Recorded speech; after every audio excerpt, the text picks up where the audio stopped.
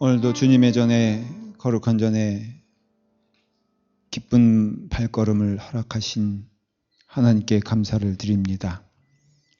우리가 말씀을 사모하며 하나님의 뜻에 순종하며 우리의 신앙이, 우리의 믿음이 우리 좋으신 하나님께 고정될 수 있도록 저희의 심령을 주장하여 주시옵소서.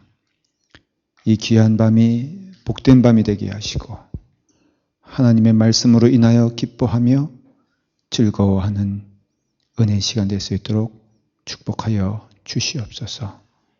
예수님의 이름으로 기도드리옵나이다. 아멘.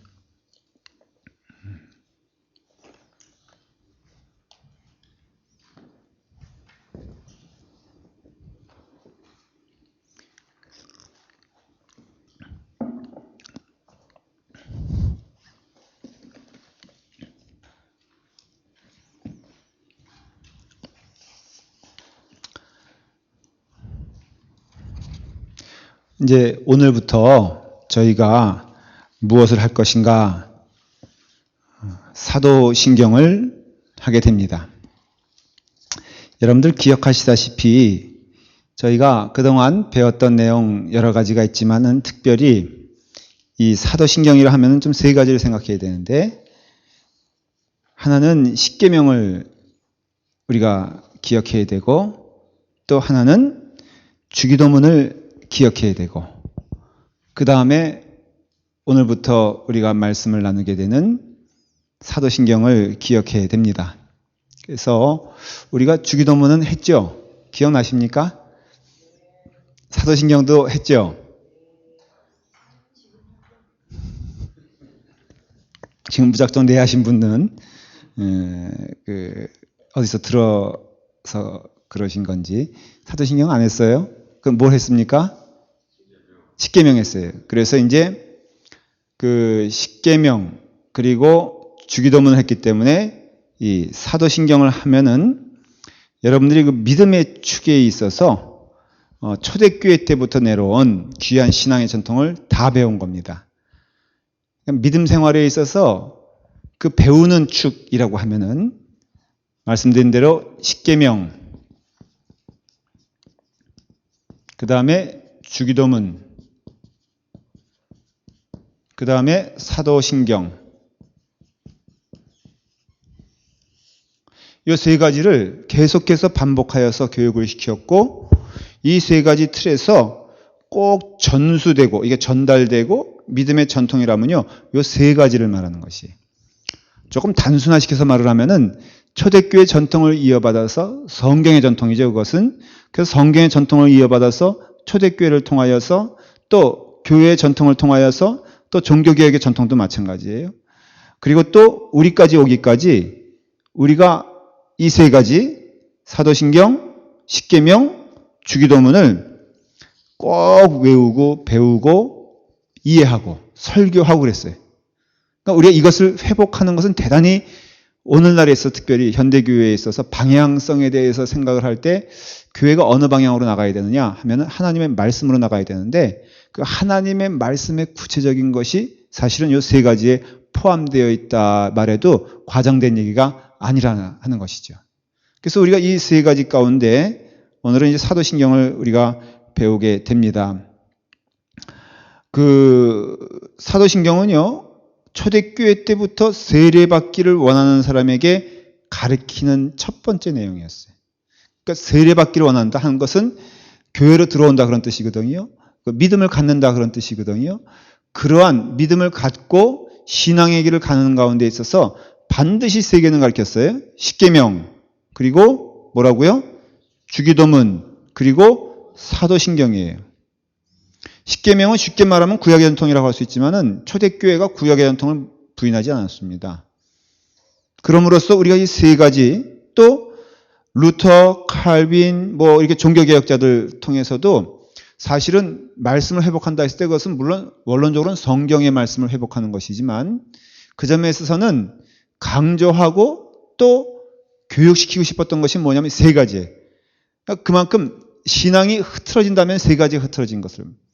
종교개혁 시대에 이 세 가지, 다시 말하면 십계명과 주기도문과 사도신경에 대한 어떤 신앙적 토대와 믿음이 약해졌기 때문에 이게 신앙이 흐트러지는 거거든요. 이 세 가지의 가운데 우리의 믿음의 토대를 세우면요, 이제 제가 설명을 쭉 할 거예요. 믿음이 확실한 토대를 갖습니다. 여러분들도 지금 그런 훈련을 하는 것이에요. 근데 이것이 흐트러지면은 신앙이 썩어가고 종교의 개혁이 필요한 시대가 되거든요. 그럼 종교의 개혁이 됐다는 것은 뭘 말하냐면 사실은 이 세 가지를 회복하는 것이다 이거예요. 그래서 루터의 유명한 그 대소요리 문답이 있지 않습니까? 루터의 요리 문답. 요리란 것은 어떤 음식 먹는 요리를 말하는 게 아니라 그 신앙의 교리적인 것을 요리라고 하잖아요. 그것이 세 가지 포함하고 있는 거예요. 바로 십계명, 주기도문, 사도신경이에요. 그리고 우리가 이번에 그 교리문답 공부를 하지 않았습니까? 이것도 사실은 뭘 포함하고 있냐면은 이 세 가지를 포함하고 있는 것임을 알 수가 있어요. 그렇기 때문에 칼빈은 유명하게 기독교 강요라는 책을 썼거든요. 대단히 두꺼운 책인데 그 내용도 뭐냐면 사실은 그 교리문답이거든요. 그럼 조금 더 디테일하게 말하면 이 내용이에요. 십계명, 주기도문, 사도신경이고요. 그 다음에 여러분들은 좀 들어보실지 모르겠지만 하이델베르그 교리문답 이런 것이 있어요. 그 다음에 웨스트민스트 대교리문답 이런 것이 있어요. 이런 것들은 다 어떤 그 청교도적인 그 관점에서 보는 신앙의 어떤 교리문답인데 이 모든 것이 다 이 세 가지를 일종의 설명한다. 쉽게 말하면 이렇게 되는 거예요. 그리고 이 전통과 이것을 부여잡고 이 신앙 고백을 가지고 나가야 되지 않느냐라는 것이 교회의 전통이었어요. 그런 점에서 2000년 동안 말이에요. 이것은 부단히 세대와 세대를 통하여서 믿음과 믿음을 통하여서 내려오는 것이 바로 이것임을 알 수가 있고 이것은 어린애로부터 어른까지 끊임없이 교회 안에서 이루어졌던 교육인 것을 알 수가 있어요. 그렇다면은 오늘날에도 저는 아주 확신을 가지고 말할 수 있는 게 이 전통을 회복하지 않으면은 교회가 교회답지 않게 된다는 것이 분명한 목적과 가야 될 길을 모르면요. 우리는 어쨌든 교회는 존속하잖아요. 그럼 교회 건물들은 있잖아요. 그러면 교회에 가는 방향성이 아주 우리가 생각하는 것 이상으로 엉뚱한 것으로 갈 수 있다는 것에 대하여 우리는 지금도 사실은 어떤 면에서는 볼 수가 있어요.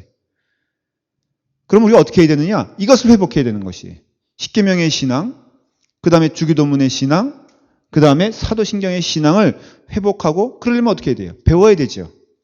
그러니까 배우는 과정을 이제부터 하는 것이 기독교가 무엇일까라고 질문을 던질 때 기독교가 무엇일까라고 하면은 먼저는 가장 질문 첫 번째 무엇을 믿을까?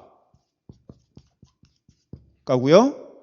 그 다음에 무엇을 할까?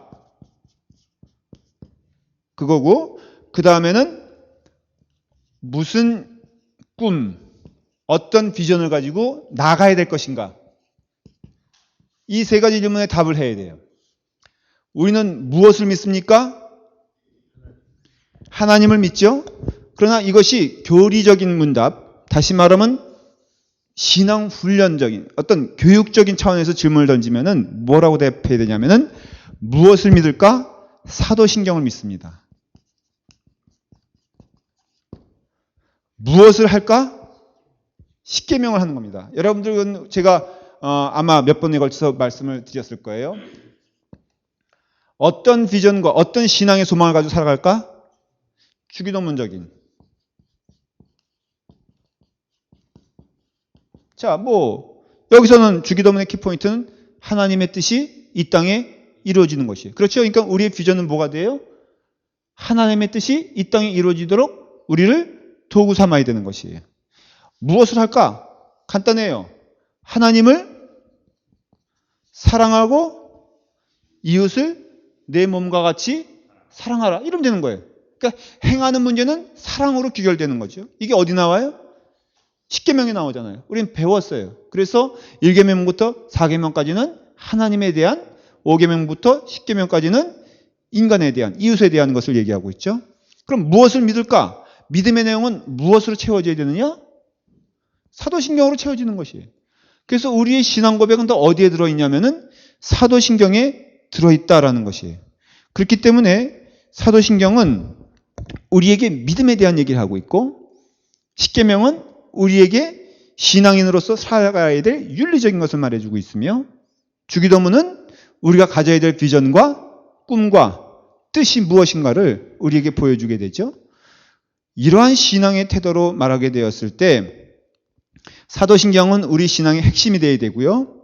그 다음에 십계명은 기독교 윤리의 중심이 되어야 되며, 그리고 주기도문은 기독교의 비전, 이 땅에 우리가 존재하는 이유에 대한 존재의 의미를 우리에게 끊임없이 나눠주고 있고, 이것을 우리가 배우고 그것이 배우게 됐을 때 조직적으로 배우게 되면 그것이 조직신학이 되는 거예요. 그것이 우리에게 행함이 되면은 뭐가 되는 거예요? 실천신학이 되는 거고, 뭐 어려운 게 아니에요. 그리고 그것을 우리가 믿음으로서 표현하게 되면은 그냥 사도신경이 되는 거예요. 마땅한 것이 없네. 그러니까 이와 같이 우리가 어려운 게 아니에요. 이것을 신학교에서는 조금 더 구체적으로 배우는 것이고, 여러분들도 배워야 되는 이유는 배워야지 갈 수 있기 때문에 그래요. 어렵게 표현해서 제가 어렵게 표현하지 않아요. 하지만 분명한 것은 사도신경을 통해서 우리의 믿음이 드러나고, 십계명을 통해서는 우리의 삶이 드러나고, 주기도문을 통해서는 우리의 소망이 드러난다라는 것을 여러분들이 아셔야 됩니다. 그런데 안타깝게도 오늘날의 현실은 뭐냐, 그냥 외우는 것에서 끝나잖아요. 주일 예배 시간에 그냥 뭐 외우고, 그것도 그냥 막 외우고, 그리고 그것을 정확한 의미를 깨닫지 못하고 그 뜻이 주는 그 귀한 그 내용을 공부하지도 않고 하면서도 우린 그냥 간다는 것이죠. 그렇기 때문에 오늘 이 시간부터 이제 여러분들이 한 열 몇 시간 동안 저와 함께 사도신경을 배우게 되는데, 사도신경은 무엇이냐? 아까 설명을 했어요. 사도신경은 뭐라고요? 우리의 신앙 고백이에요. 그러니까 그대로 고백되어지지 않으면은 그것은 우리가 신앙인이 아니란 뜻이에요. 그러니까 여러분들이 그 사도신경에 대하여 전적으로 동의하지 않는다면은 여러분들은 신앙 고백이 없는 사람이고 신자라고 말할 수가 없어요. 교회에 몸을 담고 있지만은 전혀 기독교와는 상관이 없고 믿음과는 상관이 없는 사람이 되는 것을 아셔야 되는 것이죠. 그렇기 때문에 이제부터 오늘 이 시간에는 사도신경이란 대체 무엇인가에 대해서 제가 말씀을 드리려고 해요. 자, 여러분, 인간의 입장에서 인간이 하나님과 교제하기 위해서는 할 수 있는 일이 무엇입니까? 라고 누가 물어보면은 기도가 아니에요. 인간이 할 수 있는 일은 없다가 답이에요. 여러분들이 벌써 교리적인 공부를 할 때는 교리적으로 대답을 해요. 인간의 입장에서는 그럼 기도는 목사님 뭡니까? 기도는 오직 은혜 받은 자만 할 수 있어요.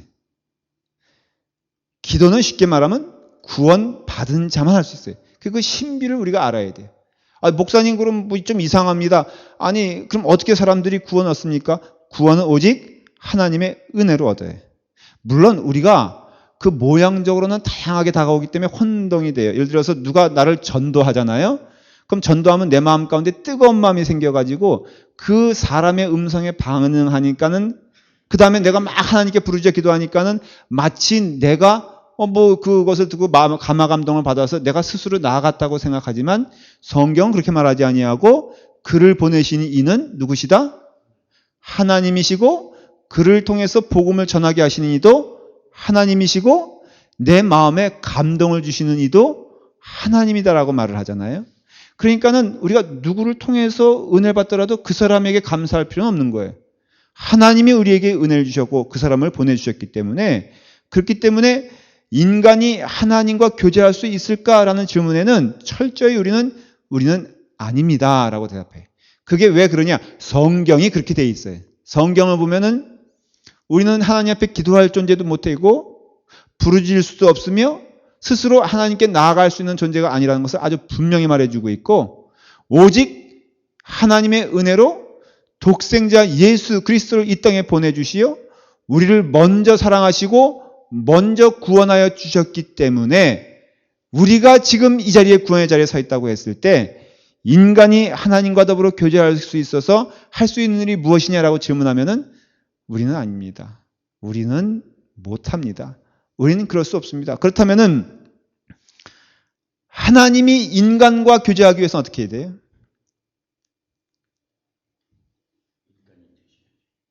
하나님이 오셔야죠. 그렇죠? 예, 똑같은 얘기예요. 그러니까 인간이 하나님을 만날 수 있느냐? 그것은 노예예요. 가능성이 없어요. 그렇다면 오직 하나 하나님이 인간을 만나 주셔야지만 하나님이 인간을 만날 수 있는 거예요. 하나님 입장에서는 인간은 백날 기다려도 올 수가 없는 존재이기 때문에 결국은 하나님이 인간을 만나기 위해서는 뭐 인간이 돼야 되죠. 그 말의 뜻은 하나님이 오셔야 되죠. 여러분, 아주 귀여운 뭐 손자도 됐고 뭐 자녀도 됐고 뭐 좋아요. 저기 구유가 아니고 그 뭐라 그러죠? 아, 구유 맞나? 그러니까 애가 있다고 합시다. 저기 똥만 싸는 그 아이가 저기 있어요. 있는데 그 아이가 너무 귀엽고 사랑스러워요. 그러면 여러분 누가 가야 돼요? 어른이 가야 되죠. 할아버지가 가야죠. 갈 때 그냥 가나요? 말처럼 엉금엉금 겨가지고 내가 왔다 하면서 온갖 재롱을 떨어서 한 번이라도 웃겨보려고 몸부림을 쳐야지 겨우 한 번 웃어준다는 것이죠. 그거 보면 또 할아버지가 너무 기뻐가지고 온 세상을 다 얻은 것처럼 이렇게 이게 뭐예요? 하나님의 모습일 수 있다는 것이죠. 그래서 하나님이 우리에게 은혜를 주셔서 만나는 방편. 그런데 그 질문은 뭐냐면은 하나님이 주신 질문이에요. 뭐냐면은 두 가지예요. 하나님은 누구신가에 대한 질문에 답을 주세요. 왜냐하면 그것만이 우리를 기쁘게 하는 일이기 때문에 그래요. 그렇기 때문에 하나님 편에서는 우리에게 두 가지 사실을 알려주셔야지만 돼요. 하나님은 누구신가? 그러니까 인간이 하나님을 이해하기 위해서는요, 하나님이 누구신가를 알아야 되는데 인간은 모르잖아요. 그러니까 하나님이 우리에게 오신다는 뜻은 조금 지금 어려운 얘기니까 잘 집중해 들으셔야 돼요. 하나님이 먼저는 누구신가? exposure. 자기 자신이 스스로 드러내 줘야지만이 우리는 알 수 있다는 것이죠. 그리고 두 번째는 하나님이 만드신 이 우주와 인간은 무슨 존재인가를 얘기해 주는 것이에요. 그것도 또한 인간의 입장에서는 알 수가 없어요. 왜냐하면 우리는 피조물이기 때문에 우리 스스로는 우리 자신에 대하여 알 수 있는 능력이 없어요. 그렇기 때문에 하나님의 입장에서는 두 가지를 반드시 말해야 돼요. 인간에게 오시는 하나님은 누구신가에 대해서 말을 해야 되고, 그 하나님 앞에 서 있는 인간이란 존재는 누군가에 대해서 말을 해줘야 돼요. 그래야지만이 인간의 입장에서는 하나님이 어떠한 분이신가를 알고 하나님 앞에 서 있는 자신이 누구인가를 알아요. 그리고 그 통로를 무엇으로서 정해주셨어요? 성경으로서 정해주셨어요. 계시에는 일반 계시가 있고 특수 계시가 있다 그랬어요. 근데 여러분, 그 특별 계시, 일반 계시는 절대로 하나님을 온전히 알 수 있는 통로가 되지 못해요. 그건 이미 규정했어요, 하나님께서. 그렇기 때문에 우리는 희미하게나마 알지만은 제대로 관역을 맞추지 못하기 때문에 늘 우리는 헛방을 이렇게 쏘는 거예요. 그래서 미신이 나타나는 것이죠. 인간의 마음 가운데는 늘 신에 대한 그런 어떤 두려움과 또 마음이 있지만은 그것이 늘 뭘로 나타난다? 미신적으로 나타나는 것은 그 마음 가운데 신적 요소가 있지만은 그것이 잘못된 게. 그래서 특별 계시만이 오직 하나님만이 분명히 말씀해 주신 것만이 우리에게 계시가 되는데 그것이 뭐예요? 하나님의 말씀인 성경이다라는 것이. 그렇기 때문에 우리의 신앙생활에 있어서 신앙생활 잘한다는 것은요, 성경을 아는 것이에요. 한마디로 말하면. 저는 아주 그런 점에서는 확신을 갖습니다. 여러분들이 성경 말씀을 사모하는 그런 마음이 뜨거워지면 뜨거워질수록 저는 우리 교회가 올바른 길을 갈 거라고 믿어요. 금요 집회가 그런 점에서 많은 사람들이 나와야 됩니다. 왜? 말씀을 듣지 않고는요, 말씀을 알지 않고는, 하나님의 말씀을 접하지 않고는 그 인격이 절대로 변할 수가 없어요. 거꾸로 그 말씀 가운데 접하지 않으면 소망이 없기 때문에 우리는 부단히 어떤 영혼이든지 어디까지 오게 해야 돼요? 하나님의 말씀을 사모하는 길까지 와야 돼요. 여러분, 사소한 걸로 속상해서 말씀 사모하는 그 자리를 놓지 않기를 기도하시길 바랍니다. 어떤 경우에는 뭐 누구 때문에 속상해서, 어떤 경우에는 뭐 이런 조그만 일이라도 좀 힘들면은, 또 어떠한 경우에는 또 내 마음이 그냥 여러 가지 시험 때문에 뭐 하면은 하면서 제일 팽개치는 게 말씀 배우는 일이라면은 대단히 어리석은 자예요. 소망을 잃어버리는 자예요. 여러분들이 하나님 말씀 가운데 거할 수 있도록 부단히 마음을 써야 되고요. 어떤 면에서는 저는 이렇게 말하고 싶어요. 노력을 한다면은 말씀에 붙어 있는 노력을 해야 될 거라고 저는 믿어요. 금요일날 나오는 게 어려워요? 그럼에도 나오시기를 바랍니다. 여기 보면은 다 이렇게 형편이 이렇게 나오셨어요. 어떤 분, 우리 구모 권사님은 이렇게 수술을 했어요. 그 눈 수술을 했어요. 그래서 뭐 백내장 수술을 했어요. 많이 아파요. 그래서 잘 보이지도 않아. 근데 점심 때 와가지고 저 점심을 사줬어요. 너무너무 감사해. 제가 문병을 가야 되는데 문병을 왔어. 제가 안 가서 왔나 봐. 선글라스 탁 끼고선 목사 앞에서 약간 건방하게. 그래서 제가 그랬어요. 집에서 요양을 잘 하세요. 오늘 저녁에 안 나오셔도 돼요. 그랬더니 정색하면서 왜 안 나와요? 그래서 제가 너무 민망했어요. 저는 좋은 뜻으로 좀 집에 쉬라 그랬는데 집에서 쉬면 뭐예요? 나와야죠. 나왔잖아요. 예. 아니 뭐 근데 그분이 왜 대신 하면 하나? 제가 어떤 한 사람을 얘기하는 게 아니라요. 정말 목숨 걸어야 돼요. 이거 말씀 사모하는 일에. 그래서 성경은요. 하나님 주신 계시예요. 유일한 통로라고 할 수 있어요. 이건 모르면요. 여러분께서 심지어는 종교개혁자들, 청교도들은요. 이렇게 말하면 용서하세요. 그 예수 그리스도의 은혜 가운데 하나님 말씀 사모하지 않는 이들을 짐승이라고 그랬어요. 아주 격한 표현들이 이렇게 책을 읽다 보면은 이래도 되는 건가? 설교 시간에. 하나님 말씀 게을리하는 자들은 짐승입니다. 딱 그렇게 얘기하니까요. 거기 본문에는 안 써져 있지만 아마 아멘 교인들이 그랬나 봐. 우리도 한번 그래 볼까 봐. 일주일 동안 성경 한 절도 안 읽은 인간은 인간이 아니라 짐승입니다. 그러면 다 아멘 해야 돼. 읽었어, 안 읽었어? 한 명만 찝어서 얘기해 볼까? 우리 하영이 자매 읽었어, 안 읽었어? 안 읽었죠? 그러면 짐승이야. 겉옷만 깨끗하게 입으면 뭐해? 이렇게 제가 아니고, 저는 그렇게 용기가 없어서 얘기 못하고 청교도들이 그렇게 얘기를 했다라는 것이에요. 그러니까 여러분들이 그게 바로 성경인데요. 기독교인은 하나님 말씀 사모하는 사람, 비기독교인은 하나님 말씀 모르는 자들, 이렇게 규정해버렸다는 거예요. 이게 사실은 초대교회 때부터 전통이었어요. 철저히 여러분들 보십시오. 정직하게 제가 설명을 드리면요. 과장 땜 없이 얘기할게요. 초대교회 때부터 여태까지 전통 가운데 오직 하나 기독교인 하면은 하나님 말씀 사모하고 믿고 따라가는 이들이에요. 기준이 그거예요. 뭐 선행 뭐 다 들어갈 수 있죠. 그렇지만 분명한 것은 말씀을 통해서 그들은 서로 판단했고 그것이 옳다라고 믿었고 그런 의미에서는 맞는다라는 것을 얘기할 수가 있어요. 그렇기 때문에 여러분 그 성경에 대해서 깨닫게 되었을 때 성경은요 두 가지로 나눠요. 하나는 믿어야 될 내용이 나오고 하나는 순종해야 될 내용이에요. 성경을 둘로 분류하라 그러면요 아주 심플해요. 이건 좀 기억해 두세요. 하나는 뭐라고요? 믿음에 대한 내용. 또 하나는 뭐라고요? 순종에 대한 내용. 딱 두 가지예요. 너무 명쾌해. 근데 믿음 생활을 너무 어렵게 하는 것 같아요. 오늘날에는. 하여간 머리가 복잡하고요. 제가 머리 그냥 막 이게 샤워하다 보면 무서워. 이게 한 움큼씩만 빠져. 여러분 생각하면 빠지나 봐. 그래서 누가 그러다가 빨래비누로 하면 더 튼튼해진다 그래가지고 요즘은 그걸로 좀 바꿀까 생각 중이에요. 제가 머리가 복잡해지고요. 이건 정직한 고백이고 여러분들 기대길 원해요.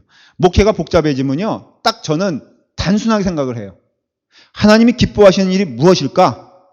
기뻐하시지 않는 일이 무엇일까를 생각하고 내가 믿어야 할 내용이 무엇이고 내가 순종해야 될 내용이 무엇인가를 분명히 알면요. 나머지 것들은 정말로 명확해지고 명쾌해지는 것을 경험하게 됩니다. 그렇기 때문에 우리는 성경을 통해서 믿어야 될 내용과 크게 순종해야 될 내용이 있는데 그 가운데 믿는 내용을 이제 당연한 얘기죠. 믿는 내용을 요약한 게 뭘까? 맞아요. 누가 대답하셨어요? 이쪽에서 대답한 것 같은데 늘 우등생 그룹. 아까 말한 대로 믿음과 순종에 대한 부분을 얘기할 때 우리가 뭘 믿느냐라는 것을 성경을 믿는다라면은 정답이에요. 할 말이 없어요. 그런데 성경에 뭐를 믿느냐라고 물어보면 대답할 사람이 한 사람도 없어. 여러분 잘 들으세요. 제가 여기 나온 사람들에게만 비법을 말씀드릴게요. 신앙생활. 요거는 딱 나중에 이렇게 방송을요, 아예 자막 처리하든가 아니면 딱 저기 해버려. 성경을 믿는 건 사실이잖아요.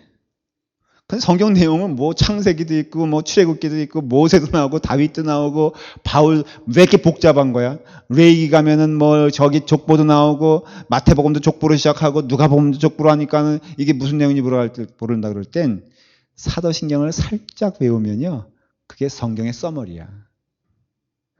제가 확신하건대 신학교 가고 싶어 하시는 분들 있잖아요. 여기 공부에 한이 맺혀가지고 가시는 분들, 성경이 뭐냐고 물어보면은 사도신경 샥 써내면은 거기선 떨어질 거야. 그런데 제가 심사위원이라면 저는 100점 줄 거야. 누가 더 훌륭한 교수 같아요? 확신해. 제가 시험관이면은 그 100점이야. 사도신경을 성경의 요약이라고 얘기한다면은 누구도 거기에 대해서 노라고 할 수가 없어요. 지금 뭐 열심히 신학교 다니면서 학점 머리 아픈 분들은 다닐 필요가 없어요. 자, 그래서 이제 그것이 이제 신조라 그러고도 하고, 이게 신조는요, 쉽게 말하면 신조, 사도신경, 뭐 사도신조라고 돼요. 그거는 성경의 써머리라고 생각하면 딱 맞아요.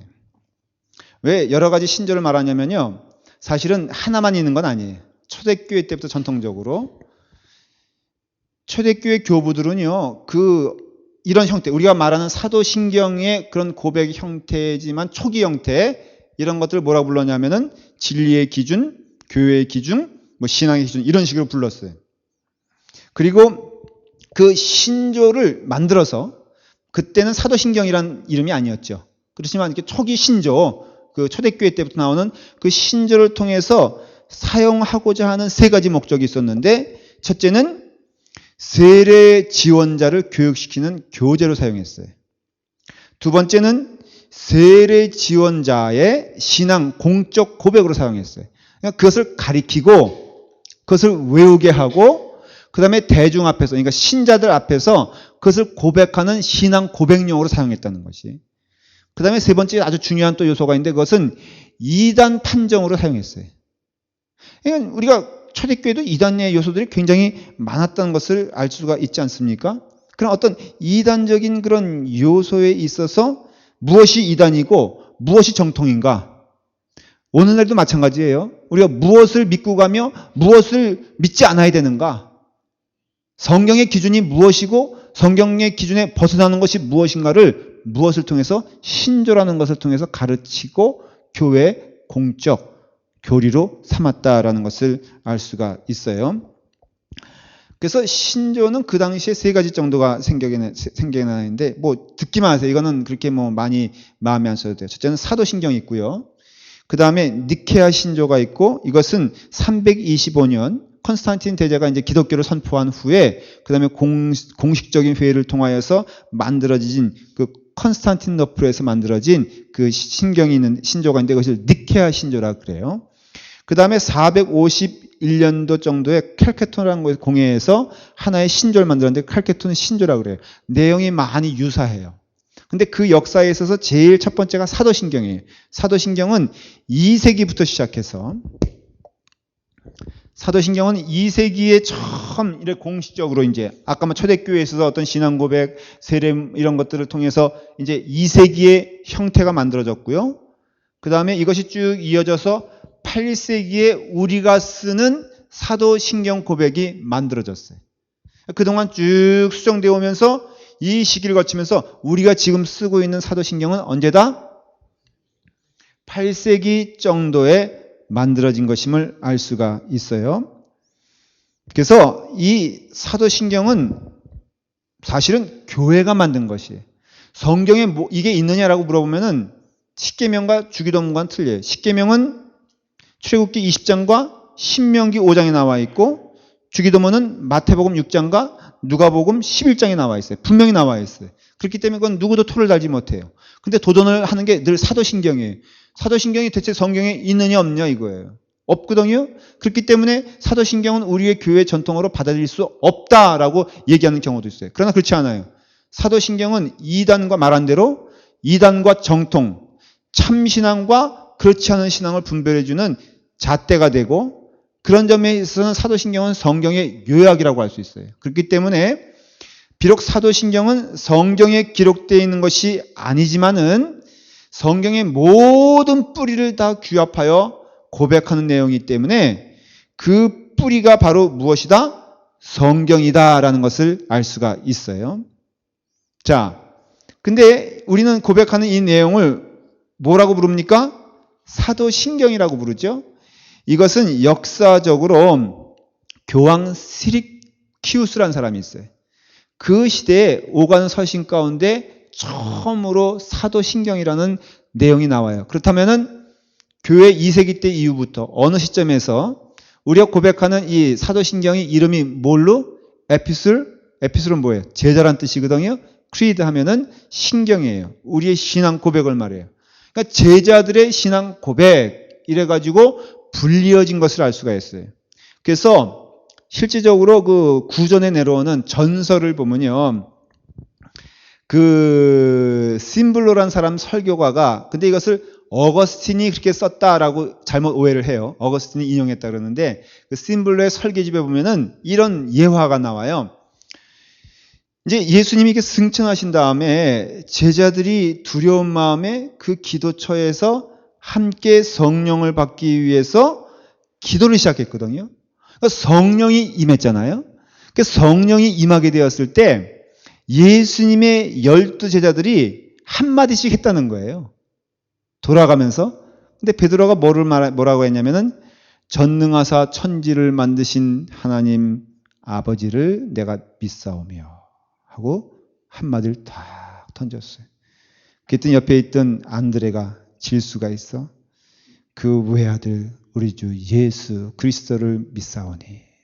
그러니까 그 옆에 있던 또 야고보가 이게 또 지기 싫어하는 성격이잖아요. 그러니까 성령 받아서 그 성격은 나타나니까 이는 성령으로 잉태하사 동정녀 마리아에게 나시고 하니까 요한, 도마, 야고보, 빌립 다 뭐라고 말 한마디 쭉 했죠.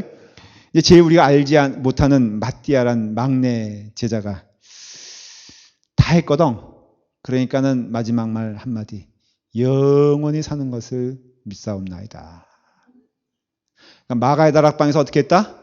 제자들이 선문답 하듯이 갑자기 베드로가 전능하사 천지를 만드신 하나님을 믿사오며 하니까 제자들이 성령의 감동을 받아서 한마디씩 턱, 턱, 턱 해가지고 뭐가 만들어졌다? 여러분 믿어져요 안 믿어져요? 믿음이 약한 자들이에요.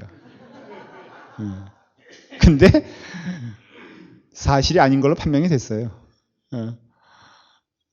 그렇다고 해서 사도신경에 대한 권위가 떨어지는 것은 아니에요. 그러니까 그런 식으로 만들어진 거라고 전통적으로 전해왔기 때문에 이름을 사도신경이다 그렇게 고백했죠. 근데 실제로 사도신경이죠. 사도들의 고백은 맞는데 그런 식으로 마가의 다락방에서 그냥 턱 튀어나온 게 아니고 정말 하나님이 하신 거. 이 내용을 보면요. 이건 인간이 뭐 어떻게 해서 철학적으로 만든 내용이 아니에요.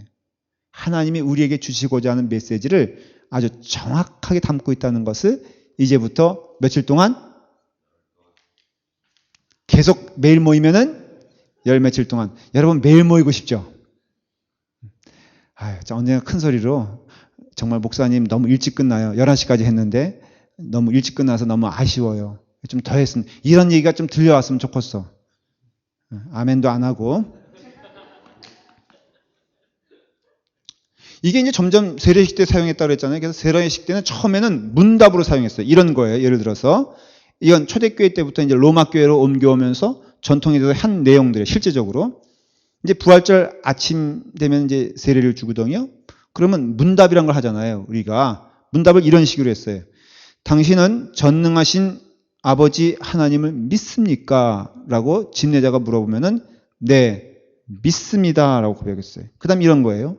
당신은 성령으로 동정녀 마리아에게 나시고 본디오 빌라도에게 십자가에 달려 돌아가신 후 3일 만에 죽은 자 가운데 다시 살아나서 하늘에 오르시고 하나님 우편에 앉아 살아계시다가 산자와 죽은 자를 심판하러 오실 하나님의 아들 예수 그리스도를 믿습니까? 라고 물어봐요. 믿습니다. 라고 대답했어요. 그 다음에 당신은 성령과 거룩한 교회의 몸의 부활을 믿습니까? 라고 할 때 믿습니다 라고 얘기했어요. 그러니까 이런 것들이 이미 이 형태가 이미 초대교회 때부터 사도신경이 정착된 것을 알 수가 있고, 제가 이렇게 세 가지 문답을 했어요. 뭘 느끼십니까 여러분들? 무슨 내용을 담고 있다고 이해하십니까? 첫째는 성부 하나님 말이에요. 다시 말할게요. 당신은 전능하신 아버지 하나님을 믿습니까? 믿습니다. 그 다음 누구를 말하겠어요? 성자 예수 그리스도를. 당신은 성령으로 동정녀를 낳으시고 본디오 빌라도 쭉쭉 나오잖아요. 그래서 예수 하나님의 아들 예수 그리스도를 믿습니까? 믿습니다. 그랬어요. 세 번째 질문은 뭐예요? 당신은 성령과 거룩한 교회의 몸의 부활을 믿습니까? 믿습니다. 성령에 대해서 말한 것을 알 수 있어요. 그리고 교회에 대해서 말한 것을 알 수 있어요. 여러분, 믿음의 우리의 가장 핵심은 뭐냐면은 하나님을 아는 것이에요. 그래서 교회 생활에 있어서 참된 행복은요, 하나님을 많이 알 때 있어요. 저는 아주 확신하는데 여러 가지 번잡한 문제 여러분 휩쓸려가는 동안 정신 차리시길 바랍니다. 하나님을 아는 신앙, 하나님을 아는 지식, 하나님을 아는 깊이가 깊어지면 깊어질수록 여러분들의 믿음의 생활은 반드시 기쁨으로 열매를 맺을 것을 성경은 약속하고 있어요. 그래서 부정적인 면에서는 이것도 하지 말고 저것도 하지 말라 하는 교회의 가르침도 있잖아요. 그리고 또 우리가 조심해야 될 것도 있잖아요. 그렇지만은 적극적으로 하라는 입장에서는 무엇을 해야 됩니까? 하나님을 아는 일에 대하여 여러분들 답을 가지고 있어야 돼요. 그런 점에서는 참 도전이 됩니다. 오늘날의 교회에 있어. 왜? 알려고 하지를 않아. 자신이 뭘 배워야 된다는 건 필요의식을 못 느낀다는 것이냐? 이미 죽은 영혼으로서 살아가고 있다는 것을 말하는 것이. 초대교회 신앙을 빌어서 말하면요, 내가 하루에 한 번 하나님 말씀 접하지 않고는 도저히 살아있는 영혼이라고를 말하지 않았어요, 그땐. 그러나 우리는 그렇게 하나님의 말씀을 이렇게 접하지 않고도 너무나 뻔뻔하게, 아까 누가 여기서 그 성경을 일주일 동안 하나도 안 읽었다고? 아, 여기가 아니고 여기구나. 그렇게 말했을 때, 그거는 그거는 그 사도 바울 표현 말하면 하여간에 격한 표현을 막 했어요. 하여간. 그랬을 때 우리가 도전이 돼야 되잖아요. 그러니까 사도신경을 통해서 우리는 깨닫게 되는 것은 이와 같이 신앙 고백이 철저하게 이루어지는 것을 알 수 있어요. 그렇기 때문에 여기 어떻게 모양이 변하냐면요, 문답이잖아요. 그렇죠? 문답이 뭘로 변하냐면 고백으로 변해요. 그리고 공적 고백이 돼요. 그래서 이것을 선언이라고 말하죠. 이제 사도신경 하면 우리는 이것을 문답으로 하지 아니하고 우리의 신앙 고백이요, 우리 교회의 선포로 하지 않습니까? 그러니까 이와 같이 이 문답식 세례 신조가 결국은 선언적인 세례 신조가 돼버리는 것이. 그리고 루피루스라는 그 사도신경 404년도에 기록된 내용을 보면요, 제가 쭉 한번 읽어볼게요. 거의 이제 유사하게 나타나는 걸 알 수 있어요. 11가지로 캐테고리를 나눴는데, 1. 전능하신 하나님 아버지를 믿사오며, 2. 그 외아들 우리 주 예수 그리스도를 믿사오니, 3. 이는 성령으로 동정녀 마리아에게 나시며, 4. 본디오 빌라도에게 십자가에 못 박혀 장사한 지, 5. 4일 만에 죽은 자 가운데 다시 살아나셨으며, 6. 하늘에 오르사 하나님 우편에 앉아 계시다가, 7. 저리로서 산자와 죽은 자를 심판하러 오시리니, 8. 성령과 9. 거룩한 교회와 10. 죄를 사하여 주시는 것과 11. 몸이 다시 사는 것을 믿사옵나이다. 404년도 루피루스라는 어떤 그 믿음의 선배가 기록한 설교문에 이 내용이 들어가 있다. 그러니까는 이미 우리가 외우는 이 사도신경은 어느 정도 시점에서 그 모양이 정착된 것을 알 수가 있어요? 4세기 정도에 이미 됐고 그 완성이 8세기에 된 것을 알 수가 있어요. 그렇기 때문에 이와 같은 내용으로 이루어진 것을 조금 간단하게 말을 하면은,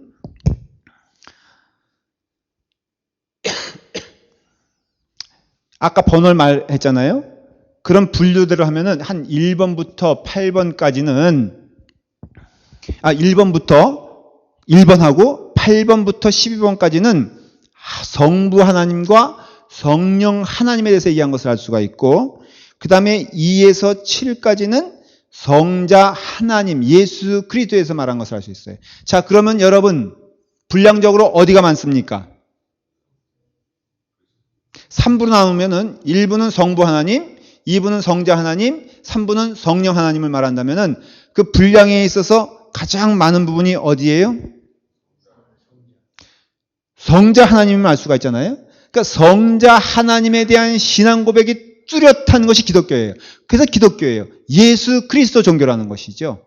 하나님의 종교라고 말하지 아니하고 예수 그리스도 교라고 말하는 것은 예수를 통하여서 우리는 하나님을 보기 때문에 예수 그리스도를 통하여 성령님의 임재를 믿기 때문에 우리의 신앙은 바로 예수 그리스도인 것을 알 수가 있어요. 자, 이와 같이 사도신경은 구조가 이렇게 되어 있는데, 근데 이와 같이 그 세 개의 구조로 나눠진 이유는 바로 성경에 근거가 되어 있기 때문이에요. 그러니까 마지막 예를 들어서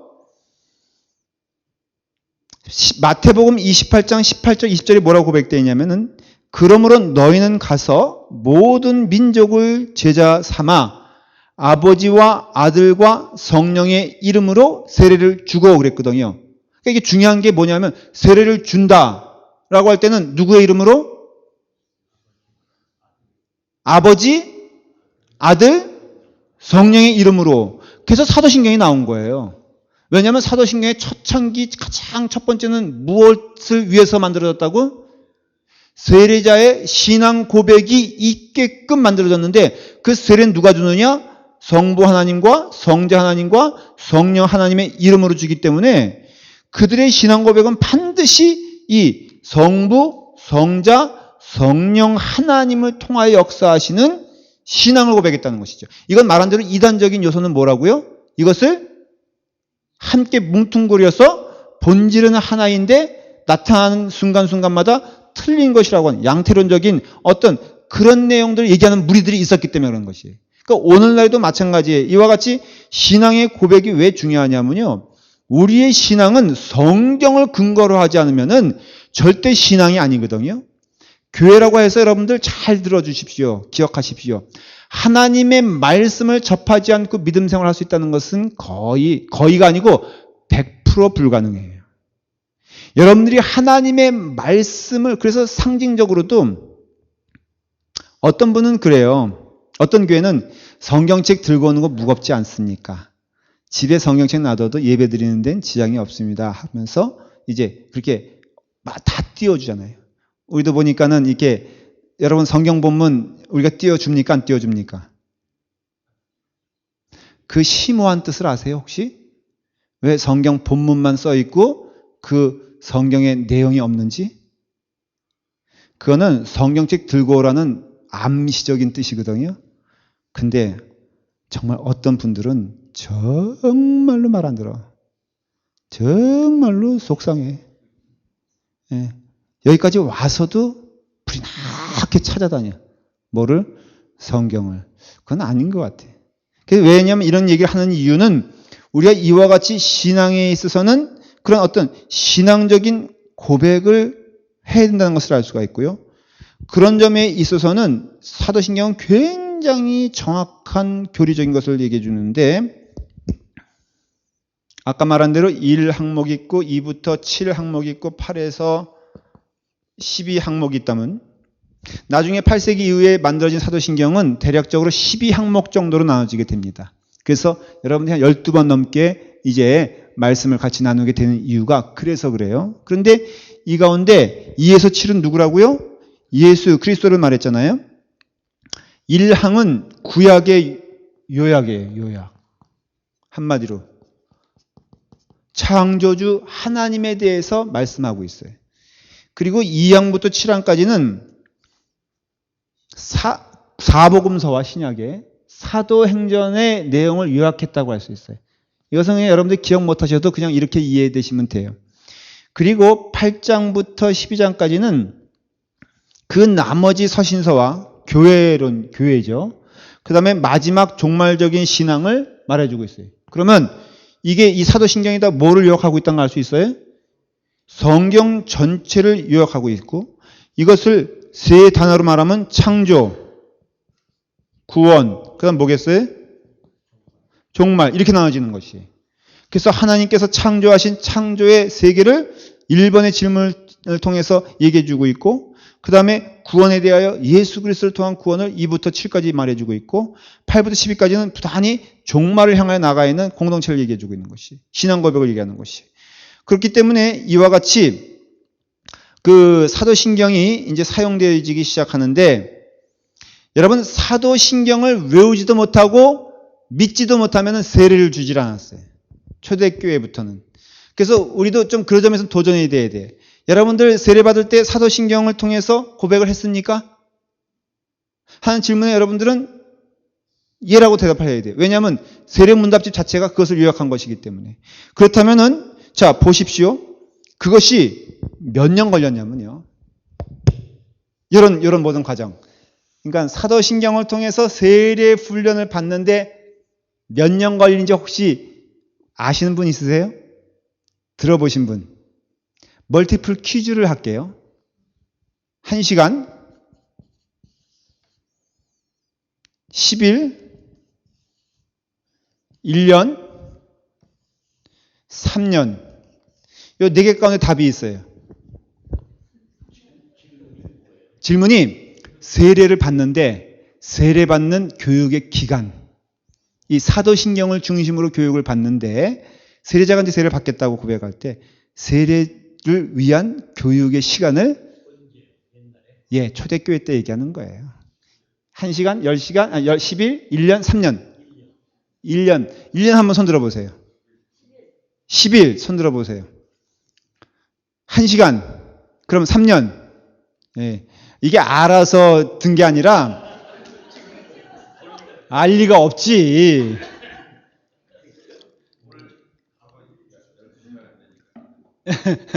그렇지만은 맞아요. 이게 우리가 지금 많이 도전이 되고 그 다음에 우리가 마음 가운데 생각해야 될 것은 그만큼 신앙 고백이 분명했다는 것을 말하고, 여러분 교회 가운데 제일 부흥의 시기가 언제인 줄 아십니까? 한번 2000년 시간 동안에 언제라고 생각하세요? 초대교회 때예요. 그때는 막 사람들이 밀려왔어요. 이상하지 않아요? 우리가 흔히 하는 얘기가 뭐예요? 현대인의 입맛에 맞게 교회가 운영되지 않으면 교회 부흥하지 않습니다. 이런 얘기 좀 많이 듣거든요. 그래서 저는 거꾸로 도전을 해봐요. 한번 초대교회 때처럼 해봤나? 그렇다고 해서 3년 동안 제가 이렇게 다시 백업해가지고 여기 3년 안 된 사람 다 까짜니까는 장로 집분 권사님 다 내놓고선 처음부터 시작하시오. 이렇게 말은 안 해요. 들어온 사람은 끝이야, 여기까지. 근데 다음부터는 어떻게 할까 고민을 해야 돼. 그러니까 먼저 들어온 걸 감사하십시오. 그렇다면은 우리가 정말 도전되는 것은요, 그대로 해봤냐라는 것이 한번. 저는 우리 교회가 좀 제가 개척한 교회가 아니라서 이거 이렇게 좀 얘기해도 지금 이해가 되는지 몰라. 개척한 교회가 아니라서 꼭 해보고 싶은 게 있어요. 그건 개척한 교회처럼 해보고 싶어. 근데 그 가운데 하나는 정말 성서적 원리대로 해보고 싶어. 그리고 거기에 여러분들이 기쁨과 희열과 은혜를 체험하길 간절히 원해. 갑자기 이게 확 배가 틀 수 없으니까는 우리가 불가피하게 가는 면도 있고요. 그렇지만은 우리 잊지 말아야 될 것은 여러분들이나 저나 교회의 존재의 의미와 원리를 여러분들 포기하면 안 돼요. 힘들면은 우리가 조금 발걸음이 늦어질 수 있어도 걸어가는 길을 포기하면 안 돼요. 근데 여러분 단 이것만 보더라도 3년 동안 그렇게 세례자를 준비하면서 그 다음에 여러분 성찬회 드릴 때는요, 1부 예배, 2부 예배 나눴다는 것은 제가 한번 얘기했죠. 그래서 1부 예배 드릴 때는 다 일반 신도들 드려도 성찬을 드리는 2부 예배는요, 신앙 고백이 철저한 세례 교육, 그러니까 세례자들만 선별해가지고 성찬을 받게 했어요. 그러니까 그때는 그 1부 예배 참여했던 그 성찬을 못 받는 사람들은 성찬을 받기 위해서 간절히 사모하는 마음과, 또 하나는 중요한 것은 2부 예배에 참여하는 사람이 1부 예배에게 참여하는 사람에게 본이 됐을까? 아니면은 부담이 됐을까? 저는 질문이 던져져요. 1부 예배에 참여하는 아직 신앙 고백이 뚜렷하지 않은 사람들 보기에 2부 예배 지들끼리만 참여하는 이 예배에 참여하는 그 무리들이 아름다워 보였을까? 못마땅해 보였을까? 그러니까 교회가 부흥했죠. 그렇죠? 그러니까 우리가 이와 같이 이 사도신경에 대한 지금 이 대단한 그 어떤 의미를 여러분들이 좀 깨달아야 한다는 것을 알 수가 있어요. 더군다나 오늘날이 이단이 판치는 이 시대예요. 틈만 있으면은 사람들을 삼키려고 하는 이 시대에 사도신경적인 고백은 대단히 중요합니다. 여러분들 잘 배우셔야 돼요. 지금부터. 그 당시에도요. AD 170년부터 250년까지 그러니까 예수님 100년 후에부터 뭐가 생겨나기 시작하면 여러 이단들이 나타나는데 영주주의, 마르키온주의, 몬타누스주의 같은 이단들이 나타났어요. 이건 기독교의 색채가 없다라고 말할 수 있어요. 다 믿음이 온전한 것 같아. 다 믿음이 투철한 것 같아. 그런데 교묘하게 뭐에 대하여? 예수 그리스도에 대하여 희석시키고 변질시키는 내용들이 나오고 있다는 거예요. 여러분 그 이단은요 철저하게 목표가 예수 그리스도입니다. 사람이 아니에요. 그러니까 예수 그리스도가 온전히 사람들에게 교인들에게 신자들에게 선포되지 못하도록 막으려고 하고 변질시키려고 하는 것이 이단이고 특별히 막기보다는 변질시켜서 이들의 신앙이 희석되기를 원하는 것이 이단이거든요. 그런 의미에서는 우리가 지금 여러분들 아주 도전이 돼야 되고 마음 가운데 확신을 가져야 돼요. 자, 그런데 사도신경을 오늘날 우리에게서는 어떤 의미가 있을까를 좀 생각을 해봐야 돼요. 첫째는 사도신경은요, 어떤 의미가 있느냐, 우리에게 있어서.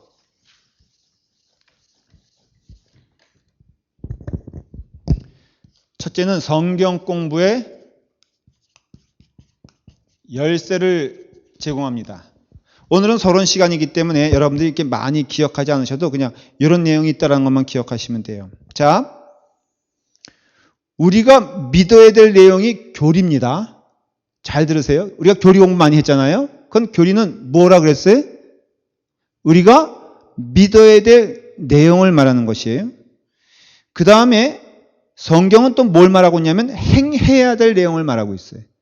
그것을 윤리라고 말을 해요. 그러니까 신앙 윤리죠. 그러니까 신앙 교리가 있고 신앙 윤리가 있는데 교리는 어떤 작용을 하냐면은 뿌리와 같은 작용을 합니다.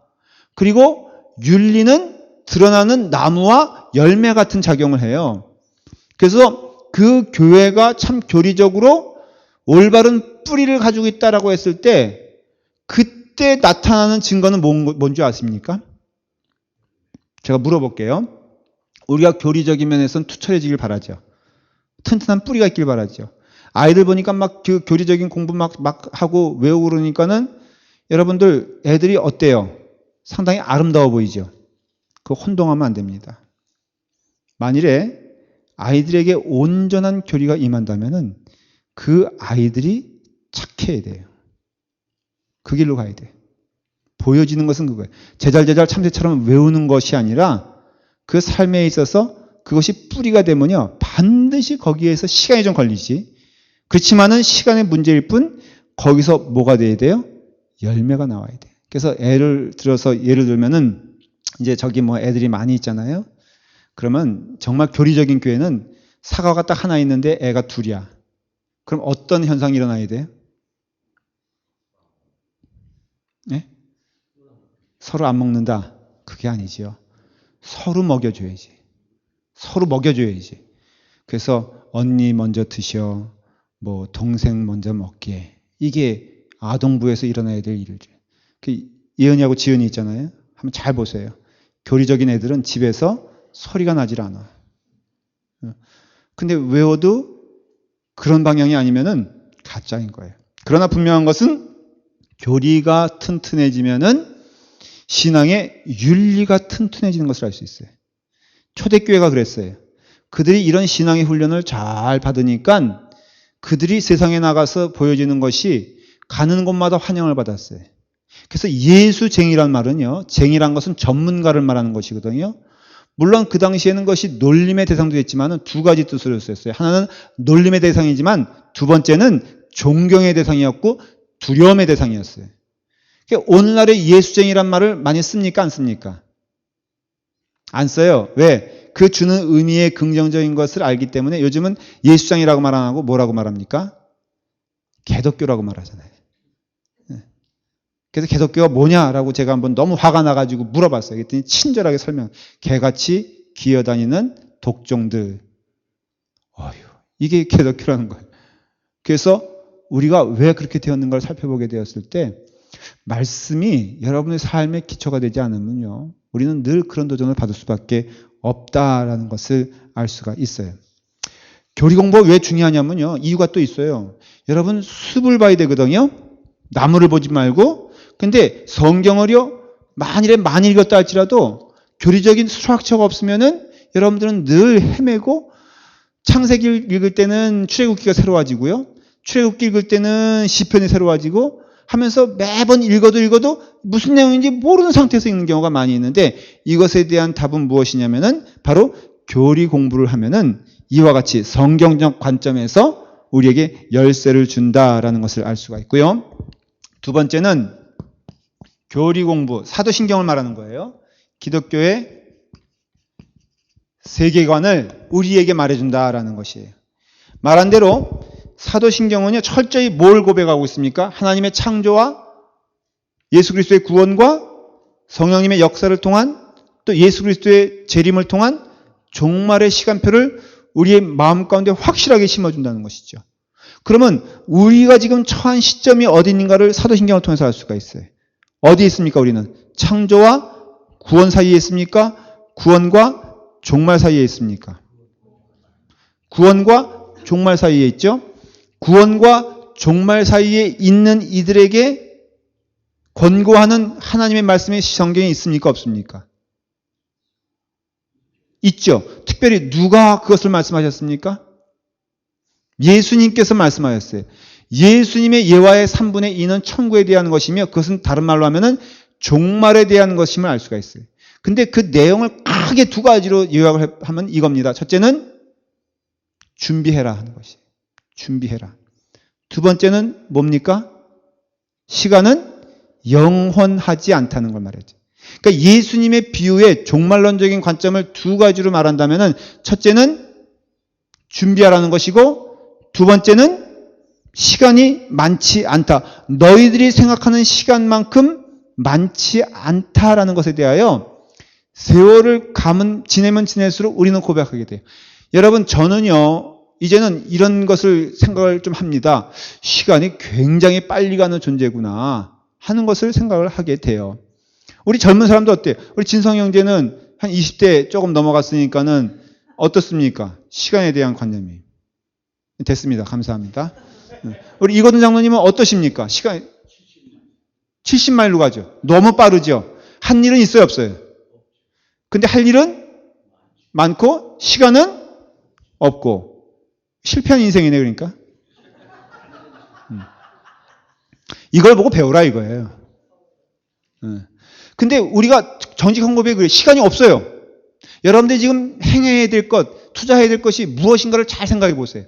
그래서 성경은요, 늘 항상 범사에 감사하고 기뻐하라는 것이, 그럴 시간도 부족한데 우리 가운데 무엇이 지금 속상하며, 무엇이 지금 아까우며, 무엇이 지금 우리 가운데 영원하다는 것이냐는 거지.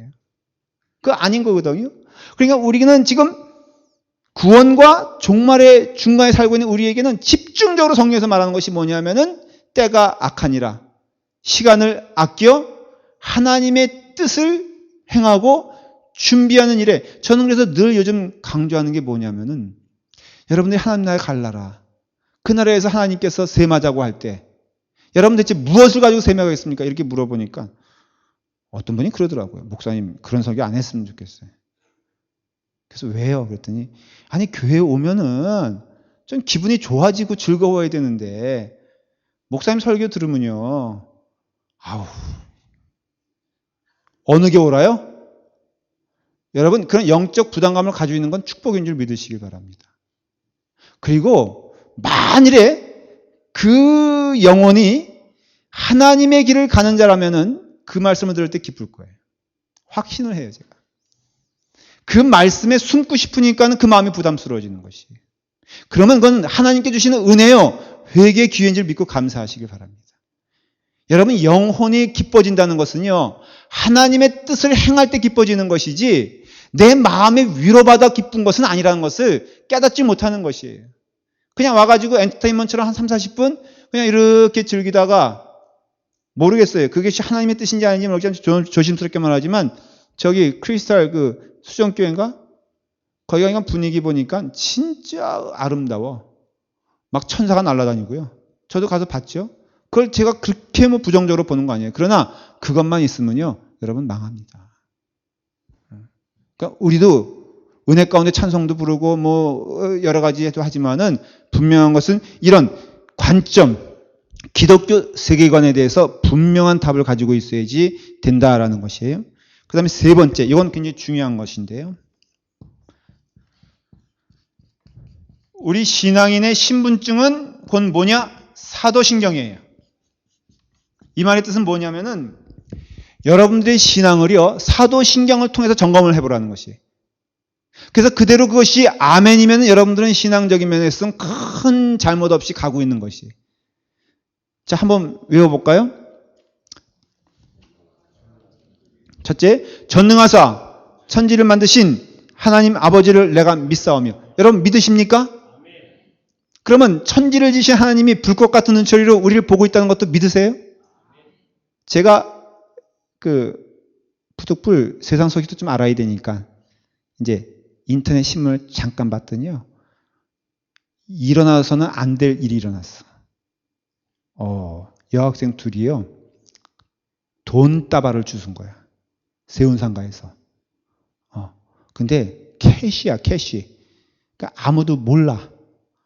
근데 2,500만 원인가? 그래요. 근데 이것을 들고 어디로 갔습니까? 예? 파출소로 간 거야. 근데 그 여학생들이 그렇게 말을 해요. 순경 아저씨 미안해요. 그 지갑에서 2,500원 뺐어요. 택시비가 없어가지고, 그래서 부득불 너무 무거워서, 둘이 들기에는 너무 무거워서 그것을 이렇게 들고 오느라고 2,500원 거기서 뺐었어요. 그러니까 경찰관이 이거는 주워온 사람들이 다 돈을 세야지만이 법적으로 그 자기네가 세지 못한대. 그래서 죽어라 하고 2시간 동안 그것을 셌다는 거예요. 2,500만 원을. 그 사람 신자일까 아닐까? 네, 저는 신자이길 I hope so. 그 이유는 말이에요, 전능하신 하나님께서 천지를 만드시니까 우리를 보고 있다는 것을 고백하는 거잖아요. 그러니까 이와 같이 이 사도신경이 우리의 삶에 있어서 다 신앙의 고백이 되고 삶의 지표가 되는 것이에요. 그 외아들 우리 주 예수 그리스도를 믿사오니 이는 성령으로 잉태하사 동정녀 마리아. 이걸 뭘 말하는 거냐면요, 하나님은 불가능이 없으신 걸 믿으세요, 여러분들? 동정녀 마리아에게서 예수 그리스도가 태어날 수 있다는 것은 우리의 이성으로는 여러분 고백할 수가 없습니다. 그런데 우리는 살면서 이런 건 알아요. 우리의 이성으로는 감당할 수 없는 일들이 일어날 수 있다, 없다? 있다라는 것을 우리는 삶을 통해서도 알아요. 가끔 제가 놀라는 때가 있는데, 이렇게 자다가 말이에요.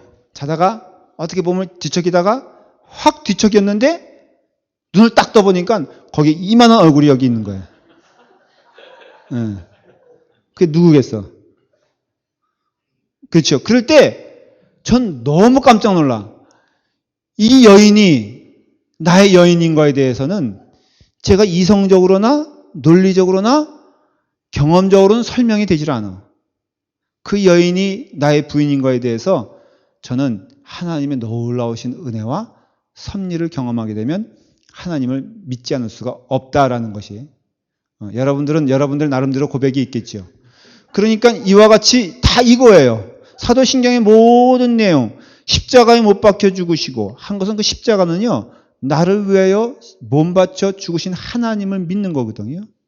그 무한하신 사랑을 고백하는 거. 그러니까 3년 동안 세례자 교육을 받았으니 이 사람들이 그에 대해서 얼마나 분명한 신앙 고백이 있었겠어요. 세상에 요거 가지고 12명 가지고 3년 동안 끊임없이 교육을 받아서 난 믿겠습니다라고 하면은 세례 주고, 못 믿겠습니다 그러면 또 다시 3년. 그러니까 제가 그때 가봐서 아는데 낙제한 사람도 꽤 많습니다. 그래서 12년 걸린 사람 많고요. 제 상상에. 그러니까는 우리가 이와 같이 이 신앙 고백을 통해서 한 걸음 한 걸음 온 기독교인의 신분증이 뭐냐? 이거라 이거예요. 저는 그래서 이거 한번 사용하고 싶어. 여기서 존 오웬 목사님이 쓴 방법인데 그거 쓰다가 교회 쫓겨났어요. 그분은 일주일에 딱 2명씩 불러. 사무실을 부르면 무섭겠어요? 기쁘겠어요? 그때는 분위기가 아주 무서웠거든. 불러. 한 명씩 불러가지고는 당신에게 있어 구원의 경험을 얘기해 보시오. 하고 딱 10분 줘요. 그럼 얘기해야 돼. 그러면 당신이 믿는 신앙 고백을 얘기해 보시오. 라고 물어봐. 사도신경을 외우게. 그 다음에 사도신경적으로 질문을 던지기 시작해. 당신 이걸 믿습니까? 당신 이것을 믿습니까? 대답 어리버리하게 하면은 재교육, 성천교육대 가가지고 또 교육을 시키고 또 물어보고. 진짜 그렇게 했어요. 그렇게 해서 그 교회가 쫓겨났다는 것은 그건 제가 반 농담이고 그렇게 교육을 시키고 그렇게 훈련을 시켰어요. 교인들을.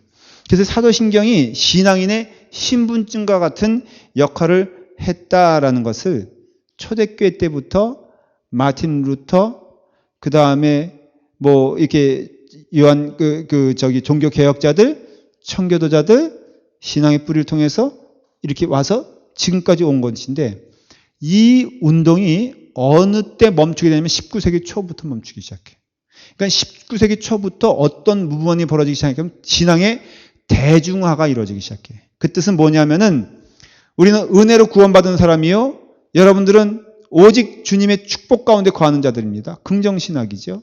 그리고 여러분들은 행복해질 권리가 있습니다. 이런 얘기를 하다 보니까는 이런 것을 물어볼 수 있는 환경을 스스로 교회가 버리게 된 것이. 그 다음부터 교회의 인원은 늘었지만은 교인의 질이 떨어지면서 결국은 이것이 한 3, 40년 동안은 좋은 효과를 봤어요. 사람들 모으는데. 그런데 우리 한국도 마찬가지예요. 초창기부터 해서 지금까지 오는 동안 신앙의 어떤 대중화가 이루어지면서 인원은 늘었는데 결국은 그것이 제살 깎아먹는 신앙의 퇴폐함과 썩음에 대한 결과로 지금은 아주 급속도로 기독교 인구가 줄고 있다는 거 알고 계십니까? 여러분 통계적으로 지금 세상 사람들 가운데 특별히 여러분 지금 교회가 있다고 해서 착각하지 마십시오. 젊은 사람들은요. 몇몇 교회는 똑같은 현상이에요. 젊은 사람들이 모여도요. 젊은 사람들 교회 안 옵니다. 오해하지 마십시오. 착각하지 마십시오. 그럼 뭘 뜻하냐면은 교회가 교회답지 못한 현상이 일어나니까 이게 나타난다 이거예요. 그래서 이것을 깨닫는 교회들마다 부단히 저는 라팔마 교회에서 또 어떤 분은 어떤 교회에서 어떤 성도는 라팔마 성도에서 어떤 성도는 또 어떤 교회에서 부단히 이 길을 가지 않으면요. 우리는 종말의 때 여러분 지금 아직 본격적인 신앙의 실현이 없는데도 이 정도인데 한번 여러분 여기에 좁쌀 만한 폭탄 같은 거 하나 터뜨리면은 솔직히 여기 가운데 남아서 주의 말씀대로 살겠습니다라고 얘기할 사람이 누가 있겠냐 이거예요. 여러분 생각은 몇 명이 될 것 같아요? 제가 보기엔 여기 남아있는 분들은 그래도 여기는 가능하지 않을까? 고개 좀 끄덕거려 봐요. 그래서 도전이 되는 것은요, 여러분들에게 두려움을 주려는 것이 아니라 오히려 안심을 주려고 그러고, 안전을 드리려고 하는 것이고, 확신을 드리려고 하는 것이고, 분명한 신앙 고백 가운데 서 있기를 간절히 소망하는 마음으로 때로는 여러분들을 도전하고, 때로는 여러분들을 이끌어가고, 때로는 여러분들을 자극하고, 때로는 여러분들을 격려하는 과정을 통해서 여러분들의 신앙이 온전하게 서 있기를 간절히 바라는 것이에요. 그 귀한 보화가 어디에 있다? 사도신경 가운데 있음을 기억하셔야 됩니다. 자, 다음 주에는 뭐를 하겠습니까? 상식적으로. 서론 끝났어요? 네, 그렇죠. 전능하신 하나님 아버지를 믿사오며. 여러분들이 제가 좀 권면하는 것은 정말 한번 어떻게 보면 무식한 마음으로 어떻게 보면 달려가는 마음으로 함께 하시기를 간절히 바랍니다. 지난번에 성경 퀴즈대회 퀴즈대회하는데 그 최장관 장로님 잘 외웠다 그러면서 여기 머리띠들이 왔잖아요. 사실 굉장히 무식한 거죠, 이거. 그렇지만은 참 제가 격려하는 것은 예, 그렇죠. 그 열의가 얼마나 좋습니까? 저 같으면은 그렇게 못 외우면은 안 나올 거야, 아마.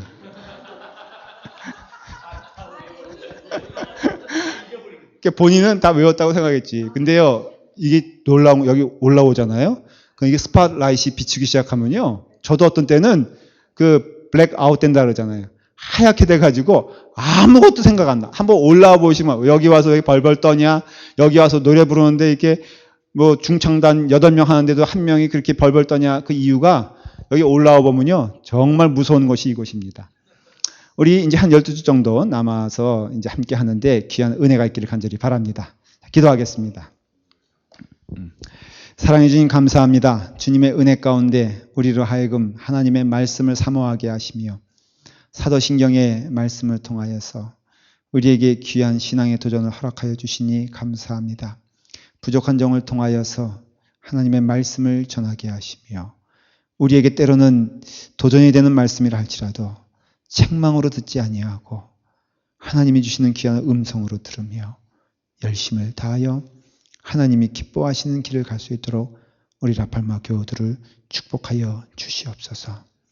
하나님의 귀한 성령의 은혜로 우리를 인도하여 주시옵소서. 하나님의 귀한 은혜 가운데 한 걸음 한 걸음 한 사람도 낙오됨 없이 주님의 길 갈 수 있도록 축복하여 주시옵소서. 예수님의 이름으로 기도드리옵나이다. 아멘.